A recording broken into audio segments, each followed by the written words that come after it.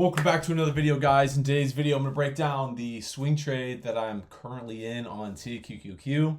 To the upside, if you didn't know, TQQQ is a triple leverage ETF of QQQ. And we're taking it to the upside. So, I'll show you guys exactly where I got in.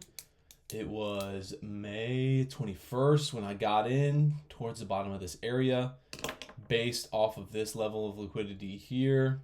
Sweeping that level of liquidity, and then the bounce off of this 200 moving average. That's the idea. And then the idea is simply to take this liquidity back up here, and we're in an uptrend. So ideally, we just keep moving up. Obviously, we had some news here on this day, and we had a decent pullback, but we simply came back into this area of liquidity, bounced, and then we've only seen a move up from there. So we're going to wait until it breaks this 523 level on QQQ, because if you didn't know, TQQQ follows QQQ almost to a T, except TQQQ decays over time. So the levels are slightly off. So I just simply chart the levels on QQQ and then trade TQQQ, if that makes any sense whatsoever. So we're going to be waiting for the 523 break on QQQ here. I only have 25% of the position left. I sold the other 75% yesterday as we basically gapped up overnight. Gapped up over the 3-day weekend and then began pushing into the next day. So I sold most of it up around this area, around this 520, 521 area. Now that we're going to push up and hopefully break 523, I'm hoping to see that we get another rally, another up day similar to this, and then I can sell the rest of the position. But overall, pretty decent trade. Made a comeback from losing some money, so that's good. But overall, if you guys are watching this video and you're wondering to yourself, should I start trading? Well, the answer is, if you really want to, then do it. But if you don't think you can handle the the mental stress of it, then don't do it. Because day in and day out, now it sounds like super cliche, all right? But hear me out. Day in and day out, if you lose money, right? If I lose money, I'm going to work after this, regardless. Like, I have to go to work after this, regardless. So if I win money, I'm going to work. If I lose money, I'm going to work. So the key to it is not letting you losing that money affect how you feel in your day-to-day. Now, it's different for different people, because obviously some people use prop firms. Some people use prop firms, and it's not even their own capital. So you see all these people trading online, and they're like, I just made $1,000 today, made $1,000. I'm funded $500,000. No one gives a fuck, because it's not even your money. So for you to trade your own capital, I personally trade my own capital. I've never traded on a prop firm in my entire life. If you trade your own capital and you lose, like I did previously, $560 of my own capital, it feels terrible.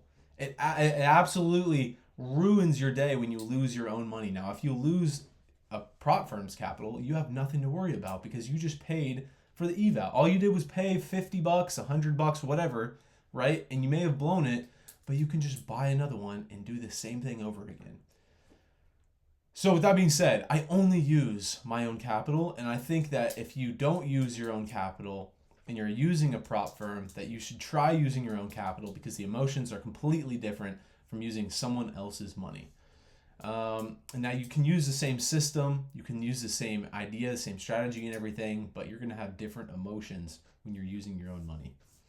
So that being said, just keep in mind, if you're trading, right, and you lose money, you need to lose a certain amount of money that's not going to affect your daily life. That's like, if I lose $500 like I did the other day, I felt absolutely terrible. Like, I don't want to lose that much in a single day. So what do? I size back down. Like this swing trade right here, I took a 200 share position size. This total position cost me about $14,000 to take. I had to have $14,000 of my own money to be able to take this swing trade on TQQQ, right? Most people don't do that. Most people are on prop firm accounts. But if you have that money to be able to do it, then I think that you should do it, and I think that you should learn from it. But I also think that you should use less size in order to protect your mental, like your psychology and everything, when trading, because otherwise you're just gonna burn yourself, right? So, with that being said, I didn't trade yesterday, so I didn't take anything because I was in this swing trade, and it's going pretty well. So I've almost made back everything that I lost the other day when I basically crashed out. So moving forward, no more crash outs, and I'm just using less size. That's the only way. That's the only way to move forward is less size, protect your capital, the money that you have. This is where it's like different. This is where it's easier to, decipher like what to do here, right? So if I'm on a prop firm and you're thinking to yourself, oh, I need to preserve my capital. Preserve what? It's not your capital. So what are you preserving? It doesn't matter because you just paid $50 for the account. It doesn't matter, right? It's not actually your money. I'm sitting here trading with my own money. I'm like, I need to preserve my money. Because if I don't preserve my money and I lose my money, then the rest of my life is going to be terrible because I blew all of that money and now I have to just work and make back all of that money on my own because it was money that I had here in my hand, right? So I don't know. That's my advice. So if you're watching this video, I don't recommend prop firms. What I recommend is you get a job or you go door to door in your neighborhood selling some sort of service, lawn care, window cleaning, power washing, whatever it is, and stack some bread and then take some risks with that money. And if you can't do that, well, then you're probably not ready to trade.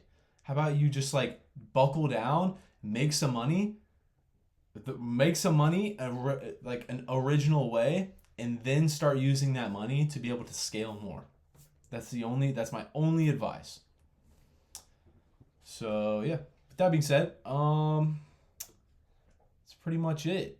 So I'll see you guys in the next video. Hopefully that motivates you. Hopefully that gets you guys motivated to go make more money, to maybe start a side business on top of trading, because trading doesn't take all day. Trading only takes the first hour and a half, 2 hours, right? So, and even if you're swing trading, it doesn't take all day either. You just sit in the position. You don't have to monitor the screen. You set your stops and you move on. So, thank you guys for watching today's video, and I guess I'll see you in the next video.